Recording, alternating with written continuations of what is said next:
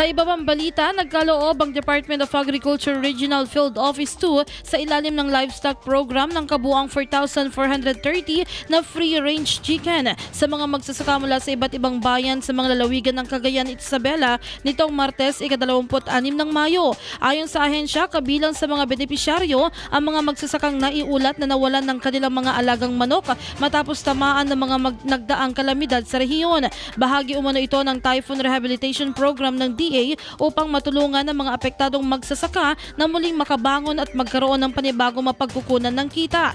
Layunin din ng programa na mapalakas ang kabuhayan ng mga benepisyaryo at makatulong sa paghahanda laban sa posibleng epekto ng El Nino sa sektor ng agrikultura.